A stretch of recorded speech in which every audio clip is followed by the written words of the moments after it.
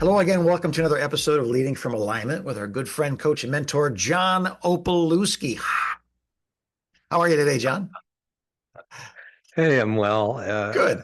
Really enjoyed visiting with you before we got Yeah. started today. I, Yeah. I think we could probably have taken up the whole recording time today just talking Yes. about what's going on in our We should lives. do And a behind the scenes podcast, random musings with Jim and John, John and Jim, maybe we will do that. Yeah. It'd be There nice because I may can have remember to what be I some said. editing done, there.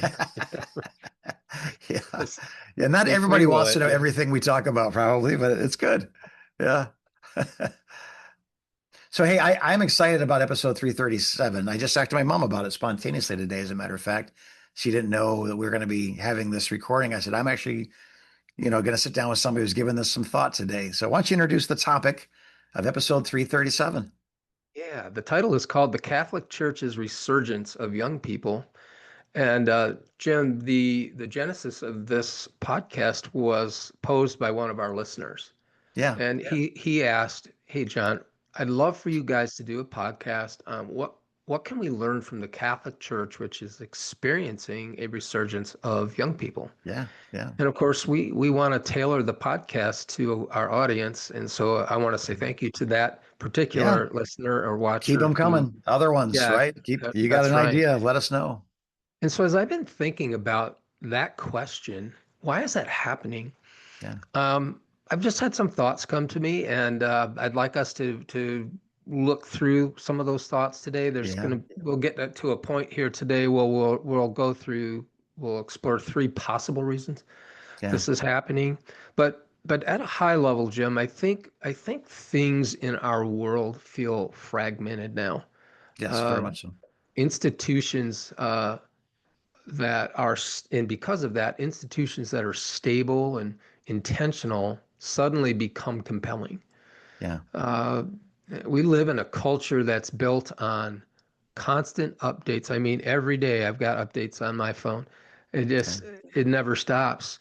Endless scrolling and this kind of default rebelliousness, Yeah. around just about everything. And so when you think about the chaotic nature of our culture, it's not surprising to see young people who are in the middle of that chaotic environment drifting Yeah. back to something as old and structured and unapologetically serious Yeah. as the Catholic Church. Yeah.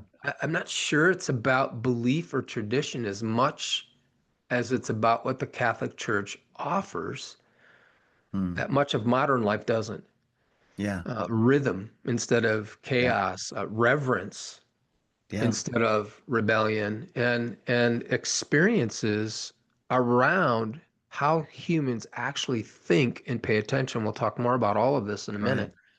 So if you think about it from that perspective, the its resurgence with young people starts to feel a little less mysterious, right? It's more Yeah. like this signal that something in our broader culture isn't working, Yes. and students are looking for something that is working. So I want to Yes. stop and just Yeah. get your initial thoughts on this, Jim.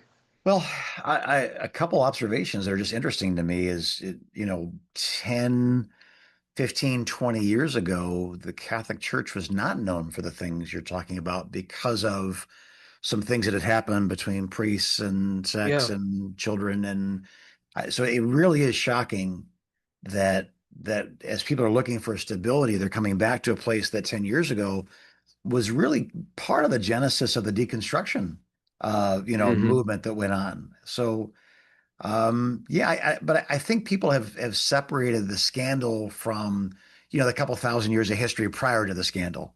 You know what I mean? And That's right. I think the Catholics' response by no longer, saying we're going to keep this in-house, we'll move him to somewhere else, we'll get him help. They priests are going to jail now. Like the Mm. level playing field of justice is now part of the Catholic doctrine, if you will, all over the world. So Right. I think that's been helpful. So I think not only did they see a consistency, but they see a repentance, that That's good. that That's is good. attractive. They weren't right, they were wrong, and they corrected it. I think the Yeah. Pope being an American is exciting. We haven't had that one before, so he's a guy that went to school in Chicago, and hey, I went to school in Chicago. That kind of Huh? thing is helpful. He speaks English.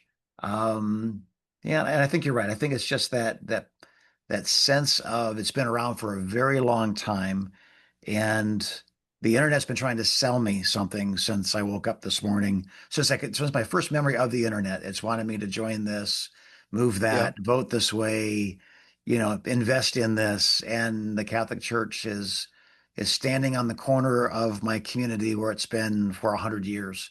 And if it stood for 100 years, it must have something more than the internet has. I think it's all very much part of this phenomena. Yeah, and I would say this that it's not just the Catholic Church that's seeing this resurgence. It is Yes. liturgical churches in general. Yeah. And so I want to get into that, the reasons why. I think we've hinted at some of the things we're going to talk about here, but I want to talk about three possible reasons Yeah. Catholic Church and liturgical churches are experiencing this resurgence Yeah. with students. I think the first one is predictability. Hmm. That structure often is a form of relief. Yeah. The Catholic Church, I grew up Catholic, so I'm very Hmm. familiar Yeah. with it, especially through something like the Mass is highly structured. Yes. The order doesn't change much, whether you're in Toronto, Rome, Manila, Yeah. Yeah. Detroit. Yeah. There's a rhythm. There's reading and responses, and there's a homily, and the homily is, the Catholic term for the sermon or the Yeah. talk or the message. Yeah. And then there's the celebration of communion uh, every time, every mass, and in a world of, again, I get Jim. I like to keep my phone. I have my phone right here. I like to Yeah. keep the apps on my phone updated, Yeah. security and all that. It Sure. happens every day. You got nine Yeah. updates today. Yeah. You got Yeah. 17 updates. Next day, you got 17 updates. It's like, Yeah. what's going on? But it's Yeah. just that algorithm driven feeds and Yeah. shifting norms. This predictability, I think, becomes increasingly attractive. Yeah. And I started to think about why. Why is that? And I came up with a couple of ideas. I'm sure there's more. I Yeah. think predictability reduces cognitive load. Yes. Yeah. People don't have to figure out, how do I participate in this? Right. And I think that predictability lessens anxiety when people know, hey, I know what's coming. And for me growing up, it became boring, Yeah. I was gonna for say. me. Yeah. It became rote, and there's always that danger, right? Of it Yeah. just becoming, I could sleep my way through mass. Yeah. Um, but I do think that we've thrown the baby out with the bathwater to some degree. I think ritual creates this sense of safety, Yeah. people. And I'm wondering Yeah. if part of the appeal of the liturgical church isn't primarily belief, but it's relief, Hmm. if that makes any sense. It Yeah. it Interesting. it's that relief from constantly having to adapt. Yeah. And so, Pastor, I would say this, and Jim, I want to hear your thoughts on this. I Yeah. would say this: if you're building anything, content, a small group, a system, don't underestimate the attractive power of repeatable structure, Yeah. because people tend to return to what feels stable. So I love your thoughts on this first So I, idea. I did, you grew up Catholic, I grew up atheist. So I don't Okay. have the tradition and the value for tradition, but what I did have was my grandmother's house. And Mm. and that thought of predictability. I knew that the house would smell like strong coffee, bacon grease, and burnt toast.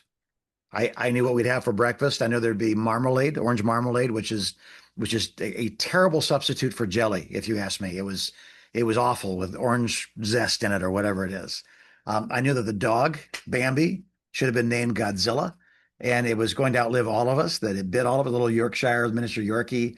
I know that Grandpa was going to go outside and work all day long in the garden, in the swamp, compost pile. I knew that we didn't throw anything away. We burned trash and we put garbage into the compost heap. And I mean, and as awful as that may sound to everybody else, for some reason it was home to me. Like my summer, Yeah. my best childhood memories are in that predictable little one-room cottage where I slept on the couch and it smelled like dog urine because Bambi was old.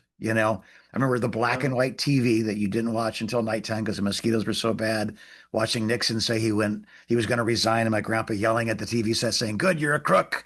This is my childhood. I remember all this. But Yeah. I guess the same point that you're making, I'm making, and that there's something, I don't know. I can go out to that lake today and it smells different than all the other lakes in the world because this is where I grew up. There's a familiarity with it That's right. that it's nostalgic, it's comfortable. It makes me a little sad and a little happy all at the same time, that it's Yeah. never really changed. So I think we do long for that. I think we long for something, some stable, safe place. And this doesn't have to be a liturgical church. It doesn't have to be a Catholic church. Right. It can be your home for the neighborhood kids. It can be church on Sunday morning where you serve. It can be a Sunday school class like it was for a whole generation or two. Yeah. But there's a place where you belong and you're loved and you're known. And it's not perfect, but it is because Yeah. it's those things. And so, Pastor, if you're listening or watching today, we're not saying you need to emulate No, everything the Catholic Church or liturgical churches are doing. What I am saying is that there does need to be some level, some ingredient of predictability. Like people know, hey, I'm going to hear something today from the pulpit that I can take home and use. yeah, Every yeah, week, I know I'm going to learn something that's yeah, going to help me grow closer to Jesus. I'm going to be there. I'm going to have opportunity to meet people I love and care for and be yeah, encouraged. So yeah, so hear us.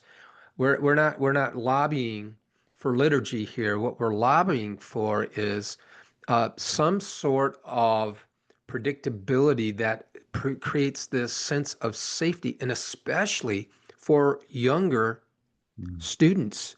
I yeah, mean, they need this. They need this. So here's yeah, the second yeah, possible reason, and I think it's piety or mm, reverence. yeah, reverence. Growing up, and when I go back to a Catholic church, usually it's for a funeral or a wedding. Yeah, When I'm in a Catholic church, Catholic spaces lean heavily into reverence. If yeah, you just observe, you look at the building and the inside, the worship center. I mean, the architecture, yeah, the silence, yes, uh, the symbolism, the candles, and yeah, even the posture. I mean, Catholics stand, sit, kneel yeah, in a service. There, in many Catholic worship centers, everything signals that what happens here, there's this reverence around it. It's yeah, important. It matters. And I think sometimes modern church culture is highly casual, yeah, or worse, openly dismissive yeah, of order and structure. Like, we hang our hat. Some churches hang their hat on being unpredictable. You never know what yeah. God's going to do. And I believe that. Sure. And I Yeah, believe we need to make room for that. But yeah, sometimes that mentality has led to a service that I sit through, and it takes everything in my power not to get out and run out screaming because yeah, it's so disorganized. It's yeah. it's Right. way too casual. Yeah, It almost feels disrespectful in a right. way. And as I've been thinking about this thought of reverence, Jim, reverence, I think, signals meaning. Mhm. It tells people this is important. Right. Right. Pay attention. And again, I think it creates emotional safety. There's this principle, I think, that clear norms about behavior reduce ambiguity Hmm.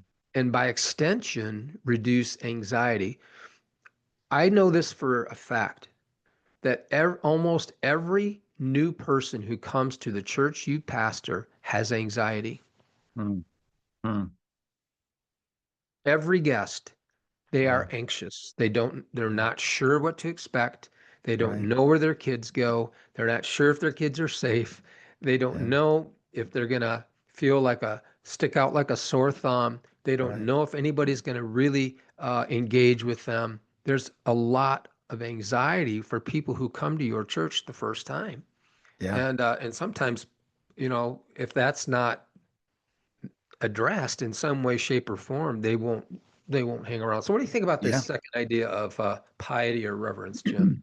Being a Yeah. being being a magnet for Yeah. students. I think I know very little personally about reverence because I came in at a rock concert. That's where I found the Lord was, or that's where he Hmm. connected with me was at a rock concert and the army and then the Assemblies of God churches and all that kind of stuff. But I've noticed that when I'm in Rome, when I'm in Mexico, places where there's these large areas, it's hard not to go in there and sit down. I don't understand a word they're saying, but it's hard not to feel what you're describing. That I Yeah. know very little about reverence as a form of worship, as an expression of worship.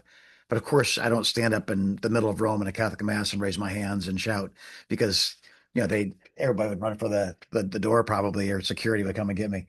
But there is something valuable there for sure, and I think allowing that time in a service is not anti-Pentecostal, or anti-charismatic at all. I think it's Right. very practical. Whether you're a Baptist listening now or Pentecostal or whatever, mainline, I think that it is a legitimate form of worship, a legitimate expression of worship.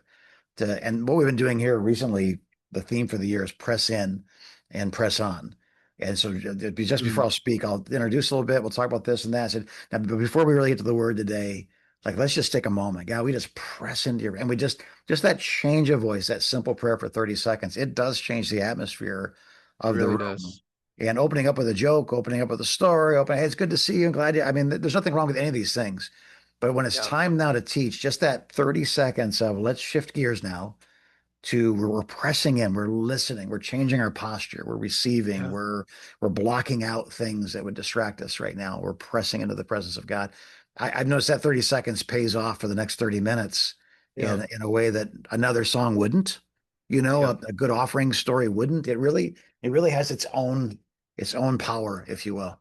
That's right. And so, Pastor, not everything should be optimized for relatability or humor. I'm not saying you should be dull. Yeah. I'm not saying that you shouldn't be able to relate. I think you have to be able to relate to people to be Yeah. effective Yeah. as a pastor. But I do think depth, and I think that's what you're talking about. Hmm. That 30 seconds of silence where we center, depth requires some moments like that. Yeah. Yeah. Yeah. Yeah. And Just that a pause. God, you have our full attention. that's right. Now open your Bibles to First Corinthians. That's different, right? Than I was walking down the road the other day, and here comes a story, and the Bible. That's like the Right. Bible. There's nothing wrong with either one of those, but I think we're so let's get their attention. The very first thing when it said Yeah. let's get their attention on God, very first thing is maybe what we're talking about a little bit here. I think so. And I've been to your church multiple times. Yeah, And I will say this, one of the things that I appreciate so much about the worship experience there, the worship, the singing, yeah, is I feel that the worship teams that have served while I've been there, yeah, they're not flashy. They're not, yeah, they yeah, just worship yeah. and they draw people Yes, along, and yeah, it's an incredible experience. yeah, And I think it's weird, as I age, I long for more of that. yeah, yeah, I don't mind a great guitar riff, and I don't yeah, mind some shouting and all of that. yeah. But I do find myself more drawn in the quieter moments of worship. Yes, It's just odd. I don't know if that's normal for. That's the first yeah, time I've been this old, right? So I'm not yeah. really sure. No, But I anyhow, think, yeah, I think God's doing things too. We say, well, please, if you're listening, we're not saying here's clues to be a better this or to 10x mm, that. That's not what this is. It's that's observational not it that at all. where people are today has shifted since COVID, certainly. And young people specifically we're talking about. So why is it that churches that were literally repulsing young people 5, 10, 15 years ago are drawing them in now. That's the observations I think we're 100% talking right. about. And one of them is this: there is a need for a safe, sacred, consistent, predictable place to meet God. Yeah. And we want to do it as a community. This young generation, they want to do everything in packs. Taking a long walk by myself is unthinkable. I think they're so lonely because all their friends are actually digits on a phone that when you actually get around Yeah. living people with, laughter and food and it's we're created to live that way and life has denied Right. them that to some degree. So That's right. yeah, So let me give you this third one, and we'll move real quick here yeah, on this one. And so the first one is predictability. The second one is piety. I think a third draw or magnetic appeal is portioning. Let me explain. okay, I think the Catholic Church does a good job respecting human attention. Most Catholic homilies are short. They're usually yeah, 15 to 20 minutes long. yeah, And that time frame aligns closely with what we know about cognitive psychology. yeah, That sustained attention without a shift yeah, tends to drop off around that range. yeah, But the key with the Catholic Church, and again, I'm speaking about the Catholic Church because that's what I've known. It's not just the length; it's the segmentation in a service. hmm, The Catholic Mass itself has built-in resets. yeah, We're going to stand for this portion of it. right, We're going to sit for this portion of it. We're going to sing, and you're going to respond to right, something. It gives opportunity for yeah, responsive prayer and yeah, responsive singing. And so the message sits within that larger experience, right? yeah, yeah, With the Catholic Mass, there is a clear beginning, middle, and end. And yeah, again, yeah, that can get rote and dry yeah, and dead. yeah, But but here's what I think is is happening is that it's not just that it's a shorter message, they design it for how people actually listen. right, So Pastor, when you're putting a talk together, ask yourself a couple of questions. Is this interesting? yeah, I think that'd be a good one to ask. yeah, that'd be a good one. And here's the second one. Is this digestible? hmm, yeah, Because I always have more to say than I think people can digest. yes, yeah, So break things up, build in transitions, respect attention. Listen, respect attention as a finite resource. right, And I'm not saying you should preach 15 or 20 minutes, but if you're going to preach 40 minutes, um, it's going to be really hard for students, especially, to listen to you if there's no break in the action, so to speak. right, yeah. And so, Jim, I'd love to hear you real quickly on this third part, and then I have a final thought, and I'll have you wrap us up. Yeah, I don't suffer from ADHD, but the people around me often suffer from my ADHD.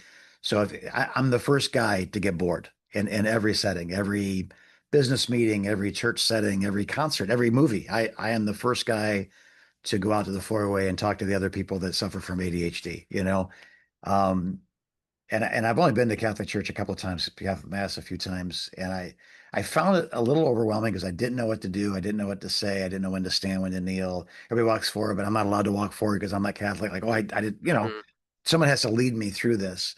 But I think that I've always found the right attention span for the things that were most interesting to me. So a math class, no, but a Civil War class, absolutely. It's yeah, stories. I love stories. So I think remembering that as well. When we're talking about the portion, some people are going to learn by touching it or tasting it. Some people are going to learn by hearing it. Some people are going to learn by your yeah. illustrations and stories. Some people are going to learn. My son did an illustration where he's talking about the problems with ping pong balls and a thing, and then he started talking about the Holy Spirit pouring the water in. As the water came up, the ping pong balls spilled out.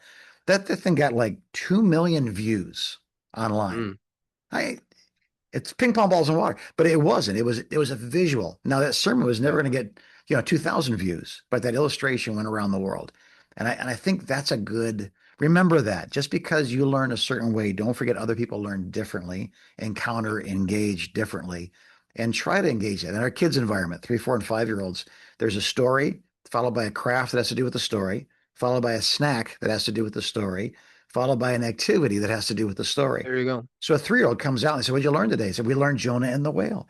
We all went inside the room. They turned the lights off. They opened up cans of tuna fish and had sounds of the sea in the back. And we were inside the whale. And we were there because of this, because of that. Then we went out, we ate goldfish. Then we played a game, where the whale threw us up on the beach, whatever it was. But a 3-year-old can tell you about Jonah and the whale at the end of the service. And Yeah, but it's just a story they'd never get, just a snack they'd never get. So remember all the different things God gave us that bring memories, they lodge in us, they become a part of us. It's not just our words, it's questions asked and answered. It's all kinds of stuff. We're doing a series coming up on how to study the Bible, and we're literally going to do a Sunday where they will say, oh, like improv. What do you guys want to study? And they'll say, okay, this is how I would study that, and my phone will be on the screen. I'll show them the apps I use. I guarantee you, people that get nothing out of a regular Sunday message will get something out of that because that's the way they want to interact. They want to learn that way. that's right. So just remembering the way you learn, it's not a Bible college class. These are not Bible college students. The difference between a 3-year-old and a 33-year-old is not as much as you might think. And be engaging, never be boring. It's Yep. an insult to the gospel to be boring with the greatest story ever told. And you can be deep Yes, you and can. accomplish, and you can do all that and still be deep. Absolutely. So, Pastor, you don't have to adopt the theology of the Catholic Church to No. learn from its design. Its resurgence among young people may say less about doctrine and more about unmet needs. Yeah. And so, Jim, that's what I've got today. Yeah. Yeah. I think one other thought too, John, if I may, there's apps and commercials and the Jesus series, and the guy plays Lonnie Frisbee in one and plays Jesus in one, but like the Hmm. Hallow app, Chris Pratt, Guardian of the Yeah, Galaxy, he's talking about the Hollow app, and there's the guy that plays Jesus with ashes on his head, right, and Mark Wahlberg. I think the Catholics have done a really good job too, saying, "You see your heroes in culture. Did you know they're Catholic? This is normative. This is so. I think, of course, we right. don't have those things, but to say this is normative, like the people that I don't think people realize who loves Jesus. I think we realize our heroes who have fallen, mostly in the Protestant church, versus the heroes that have not fallen. And I think letting them know, people that are believers, it's helpful. It's helpful to know that John Lennox, who is a mathematician from Oxford, believes in the resurrection of Jesus Christ. It's good Mm. to quote him, good to hear him, good to, so anyway, influencers influence, and let's make sure that our influence is used properly. But God bless you. Thanks guys for listening and watching today. These are great thoughts. And what does it mean in your context? Maybe the day's been helpful. Maybe it hasn't answered questions. It's brought up a dozen. We'd love to help you figure those things out because our church here we've seen a huge resurgence in young people. The altars are filled every Sunday during worship with people that are 25 years old and younger. So it isn't just a Catholic thing. It's happening, but there Yeah. has to be a certain thing when they get there or they keep looking. So God bless you. If we can help you in any way, let us know. Convergecoach.com. In the meantime, you keep swinging, man, because Mm. no such thing as a perfect game, but there are perfect moments in a game, and we're just trusting God's going to let you connect with the ball, and we are praying for you as you continue to lead from alignment.